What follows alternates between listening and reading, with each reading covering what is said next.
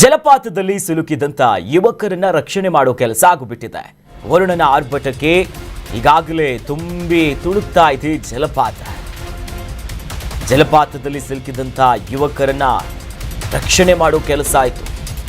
ನಿರಂತರವಾದಂಥ ಮಳೆಯಿಂದ ಜಲಪಾತ ಅಂತೂ ನೋಡೋದು ಬಹಳ ಚೆನ್ನಾಗಿದೆ. ಆದರೆ ಇಲ್ಲಿ ಹೋಗಿ ಹುಚ್ಚಾಟ ಮಾಡೋ ಸಂದರ್ಭದಲ್ಲಿ ಫಾಲ್ಸ್ನಲ್ಲಿ ಸಿಲುಕು ಬಿಡುತ್ತಾರೆ.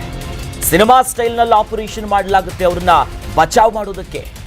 ಕೊಡಗಿನ ಸೋಮವಾರಪೇಟೆಯ ಮಲ್ಲಳ್ಳಿ ಫಾಲ್ಸ್ ಬಹಳ ಫೇಮಸ್. ಈ ಫಾಲ್ಸ್ ರೀಲ್ಸ್ ಮಾಡಬೇಕು ಅಂತ ಹೋಗಿ ಅಪಾಯದ ಸ್ಥಳಕ್ಕೆ ತೆರಳಿ ಬರೋದಕ್ಕಾಗದೆ ಲಾಕ್ ಆಗ್ತಾರೆ. ಜಲಪಾತದ ನಡುವೆ ಸಿಲುಕಿದ್ದಂಥ ವಿದ್ಯಾರ್ಥಿಗಳು, ಯುವಕರಿರ್ತಾರೆ. ಇದು ಒಂದು ರೀತಿ ಮಲ್ಲಳ್ಳಿ ಫಾಲ್ಸ್ ಇದೆಯಲ್ಲ, ಸೋಮವಾರಪೇಟೆಯಲ್ಲಿರುವುದು. ದೃಶ್ಯದಲ್ಲಿ ಗಮನಿಸ್ತಾ ಇದ್ದೀವಿ ನೋಡಿ.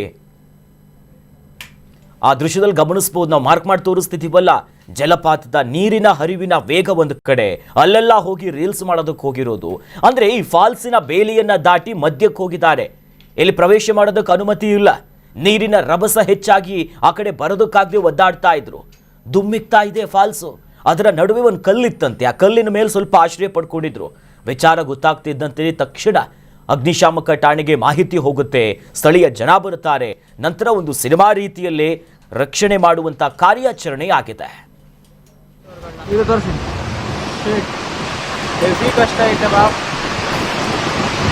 ಇಲ್ಲ ನಾವು ಅಲ್ಲಿ ತಕ್ಕ ಹೋಗಿದ್ದೀವಿ ಬಾಬ್. ಅಲ್ಲಿಂದ ಹೋಗಿ ಎಳಿಬೇಕು ಅಷ್ಟು ಹೊರಗಡೆ. ಇದು ತೋರಿಸಿ. ಹೆವಿ ಕಷ್ಟ ಐತೆ ಬಾಬ್. ಇಲ್ಲ ನಾವು ಅಲ್ಲಿ ತಕ್ಕ ಹೋಗಿದ್ದೀವಿ ಬಾಬ್. ಅಲ್ಲಿಂದ ಹೋಗಿ ಇಳಿದೆ.